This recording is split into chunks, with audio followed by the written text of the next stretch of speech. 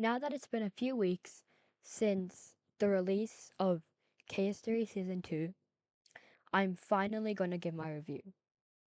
And before we start, my rating for Season 1 of Chaos Theory is an 8.5 out of 10. I really liked Chaos Theory Season 1. Um, it was very dark,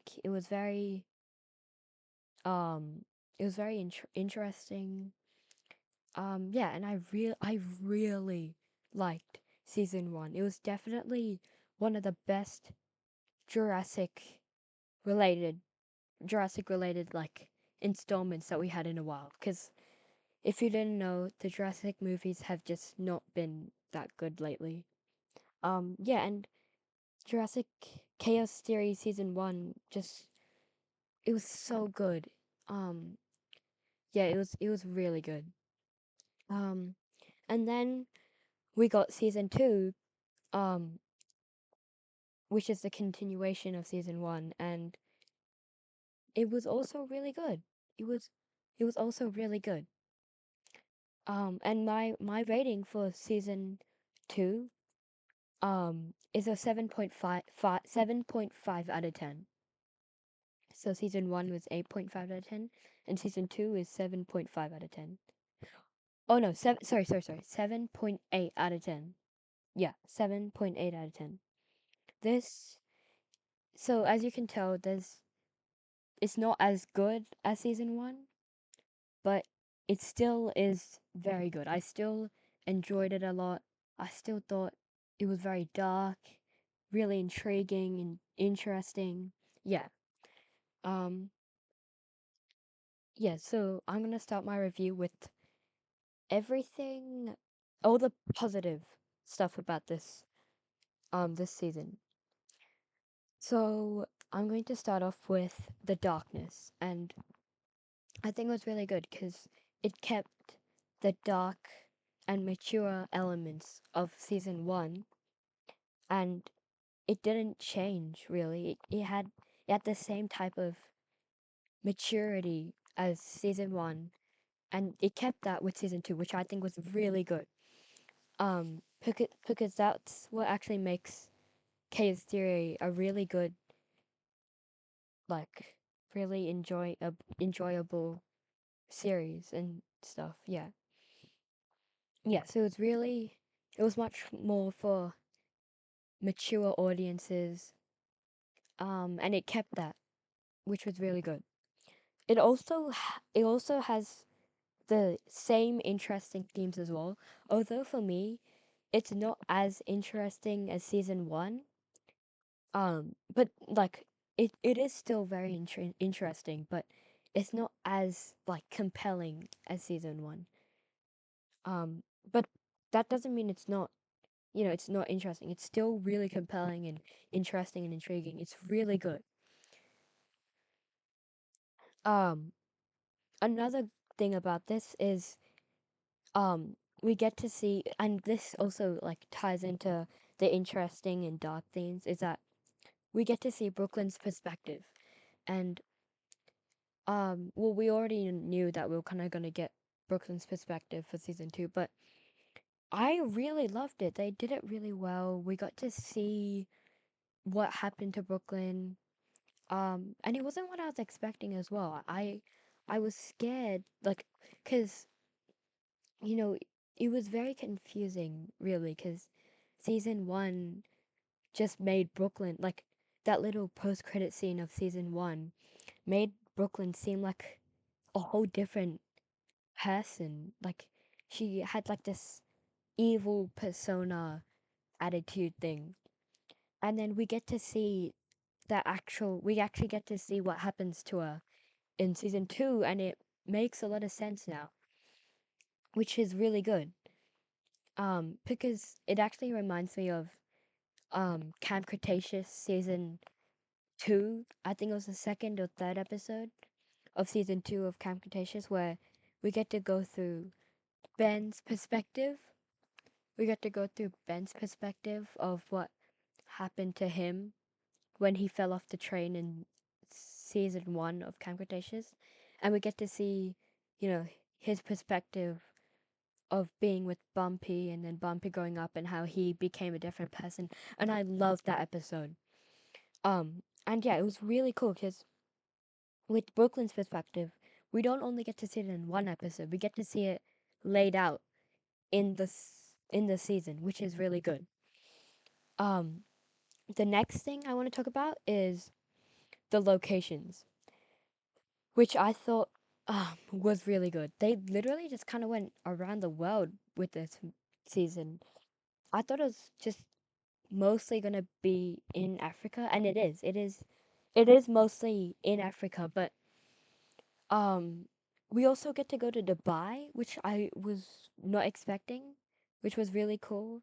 Like most of the time, the New Plus 6 or 5, most of the time, like the whole season, they're in Africa. But like Brooklyn gets to like, it's just really cool because we get to go through like these different environments and stuff, and it's really cool. Like we're like on a ship at one point, then we're in the jungle at one point, then we're at like a building in one point, then we're at in like apartment city skyscraper thing in another part. Like it's really cool.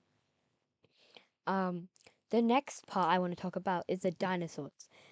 Um, and although we don't get to see much new dinosaurs, we get to see the Majangosaurus and the Suchomimus, which I was really happy about because we didn't get to see the Suchomimus a lot in season 1 of Chaos Theory, but I was not expecting the Suchomimus to get that much food. It was I loved it, especially since like I really like the Suchomimus. I loved the design they gave the Suchomimus in season 1. Like it had all these different designs. There was like this orange one, and then there was like this pretty grey purple. I forgot it was, but I loved the designs of the Suchomimus, and it was really cool to um see it have a lot of screen time. And then we also get the Majangosaurus, and I was so happy because I love the Majangosaurus as well. I remember seeing like the teaser for season 2, and I thought it was a Carnotaurus, but it didn't have the horns. And then yeah, I realized it was a Majangosaurus, and I got really excited because I I loved it. The Majangosaurus actually looks like a Majangosaurus too, and the amount of screen time the Suchomimus and Majangosaurus had was amazing. They even fought at one part, which was really cool. Also, with the dinosaurs as well, um, um, we get to see wild animals, and oh my god, I was so happy. Okay, because um, I was really upset when Dominion came out and we didn't get to see much, like interactions with real life animals and dinosaurs. Although we got a little bit of it at like the end with them like coexisting and stuff, and then a little bit of it in like the Dino Tracker website. We didn't actually get to see them like interact like we didn't get to see like like Owen and Claire and Alan Grant and Ellie Sattler Sattler um like see actual wild animals in the wildlife as well during um Dominion. And yeah, because that's what a lot of fans were wanting and stuff, and I was wanting that as well. But they didn't show that, which actually it was really annoying, and which is why Dominion is like one of the well, actually is the worst in the franchise. Um, yeah, but I wasn't really expecting Chaos Theory to really show wild animals, because I kind of forgot about wild animals ever since Dominion, because it really just like it just made me forget really about the wild animals in like the Jurassic world, because um in like the Jurassic universe, because Dominion kind of just ruined that thought for me. But um, Chaos Theory season 2 actually showed a hippo. Like there's one scene where they're on a boat, and then a hippo comes and like ruins the boat a bit, and it was so cool. I was so happy.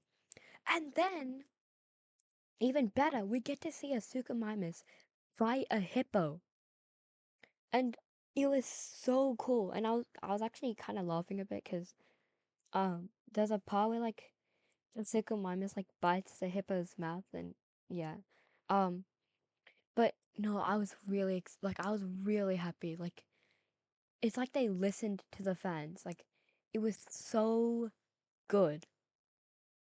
Yeah, I was really happy about that. Um, the next part I want to talk about are the characters. And I think, cause like, the Nubla Five go to Africa and they meet this new character. I forgot what her name was, but it was this new African character. And oh, and it was really cool because this also ties into the like wild animals part and how people like mostly like animals and people how they have adapted to like dinosaurs being in the real world. And I love that because we get to learn about these new characters and that they have I think they keep stegosauruses, or I forgot, was it stegosauruses or ankylosauruses, so no predators come. And yeah, I forgot, I haven't watched it in like quite a while now because it was a few weeks ago. But it was just this really cool thing because these characters I forgot, but I remember there was a Gallimimus as well called Geba, and I don't know, I forgot what the characters' names were. Um, but it was really cool. They were really likable. They were good characters. I'm trying to remember.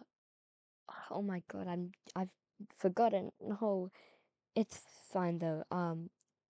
What I'm trying to say is that the characters in season 2 were really good. They were well written.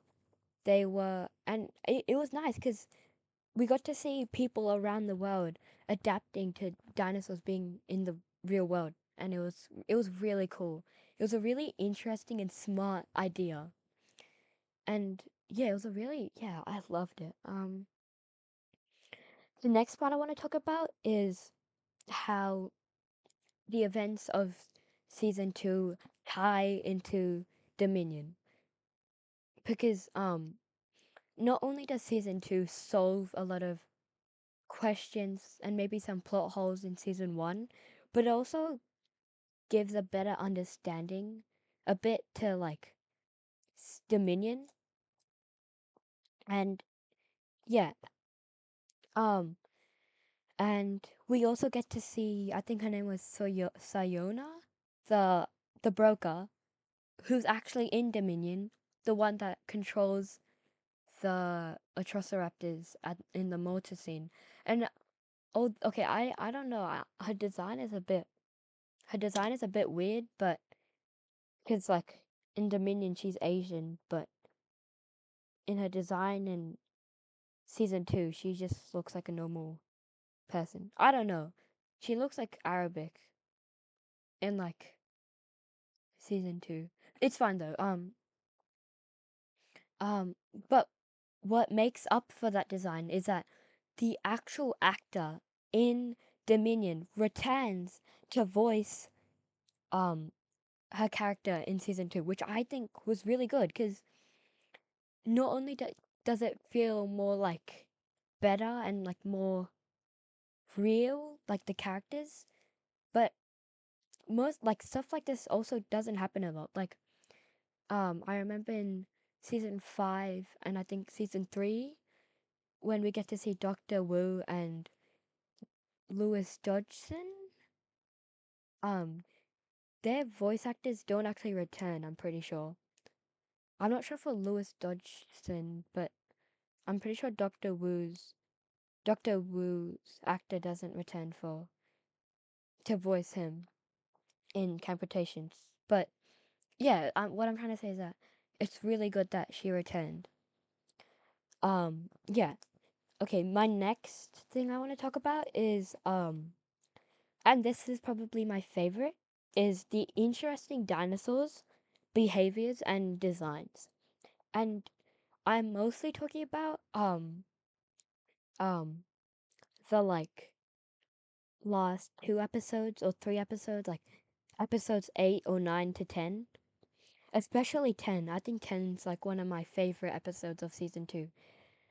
It there's there's this new baryonyx species or something called the Lewistic baryonyx, and it's this baryonyx with no eyes. I thought that was so cool. It was so cool. I loved it. And it but like even though it doesn't have eyes, it's like other senses are all like heightened, and yeah, I think that's just amazing.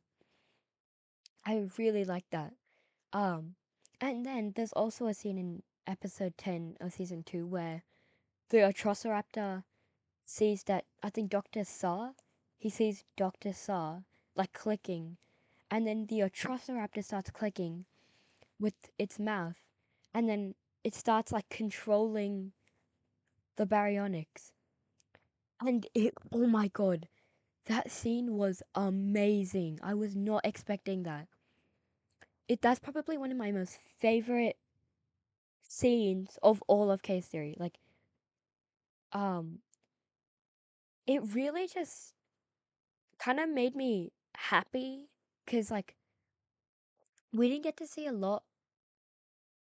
We didn't get to see a lot of stuff, unique stuff about the Atrociraptors in Dominion, but this just kind of brought me a whole new, like, kind of a whole new opinion, like a whole new like perspective of the Atrociraptors. Like I used to just think they were like normal. Like I knew what Atrociraptors were, but like um, did like Dominion kind of did them like bad. Like they just made them seem like Velociraptors that, or like raptors that just listened to like, like to like this light thing, like laser thing. But like I think it was red or tiger. I forgot which Atrociraptor it was. But oh my god, that scene was just so cool. I loved it. Yeah, definitely one of my favorite moments of all of Chaos Theory. Okay, now I've told all my positives. It's time to go into the negatives. Okay, so my first negative is um during the middle of during the middle of the season, you could you could definitely feel it start to drag. Um, and like the thing was, most of the during um like during the season when they were showing Brooklyn's perspective, it was so interesting.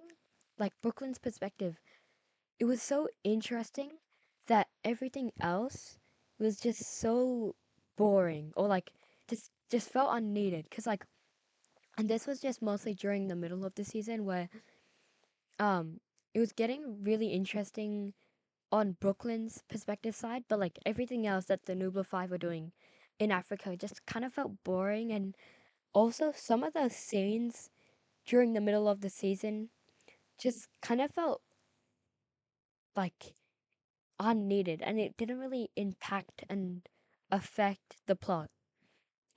Yeah, and also during that time, you could really feel it start to drag, which was really annoying. But yeah, it's not too bad though.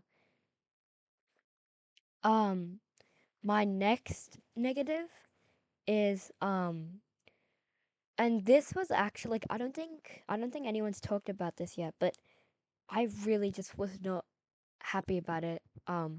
Was the reactions in Chaos Theory season 2 because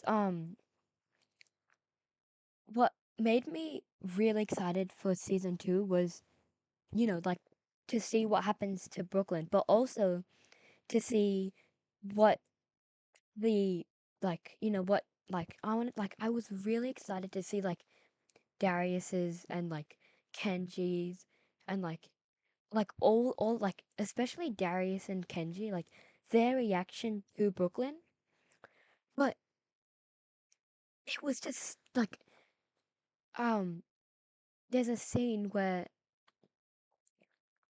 it was a pretty cool scene. I liked the way they showed it. Um they were in a room. I don't know where it was, but like Kenji's in a room um looking for the eggs. And this was like I think in season 9 or 10 or something. They're looking for the eggs. Kenji is like there's like a glass window, and then he sees Ben on the other side trying to like look for the eggs as well. And I liked the way they laid it out. It was cool, like and then Brooklyn comes in, and then Kenji sees Brooklyn and Ben talking, and then Brooklyn takes the eggs and walks away out of the room. And I thought that was really cool. Like that's such a cool way to reveal to Kenji that Brooklyn is alive. But Kenji's reaction was just so bland, and it was so like a lot of the reactions just are so unexpressionless and have no emotion. Like I know Kenji got angry, but like it just kind of came out of nowhere, and like we didn't even get to really see that. Like I expected a lot more. Yeah, I expected a lot more, but like is it the thing was with season 1, I felt like the expressions were had so much more emotion and depth, but in this season it was just a lot. It was much more lame and dull. Yeah. And then this this kind of ties in into my next point, which is my last point. Oh no, it's not my last point, but my second last point, which is um. So I think like the creators and like the creators of Chaos Theory season 1, I feel like they're kind of like once they saw how well season well, I'm not saying like that they did this. I'm just guessing maybe. Like once they saw how well season 1 did, I feel like they kind of got a bit too confident, and they like really overhyped season 2. Um Especially Brooklyn. They overhyped Brooklyn so much. Like they like hyped up season 2 and what what really happened to Brooklyn, because I was like showing all these like little teasers from behind the scene, and like the actors, like the voice actors of the Nubla 5, like yeah, it was just there was so much like hype for this season because of season 1, and also just like the crew behind Chaos Theory as well. Like I feel like they were really hyping it up, and then we get it, and like it is really cool. Like it's I think it's cool. Like it's a good reason. It's a good reason Brooklyn. Like what I'm trying to say is that it's a good reasoning. There's a good reasoning for Brooklyn and why she is like that. But like I expected a bit more. Like, cause like she did it so her friends would be safe, right? Um, I think. But then at the end of season 2, she goes on the plane and leaves. I don't know. It's fine though. My last point is the ending. It just kind of ends out of nowhere. Um, yeah, it's kind of like season one ending, which is kind of annoying because it's kind of repetitive, but that's fine. No, not really fun. I don't know. Um, but like, yeah, the ending is just kind of came out of nowhere. Yeah, that's all really. So yeah, that's my positives and negatives of season two. I feel like the way I said it, I feel like season two seems really bad, but it is very good. It was still really good and enjoyable. Yeah, so season two, 7.8 out of 10. Yeah, it was good though. Can't wait for season three. Goodbye.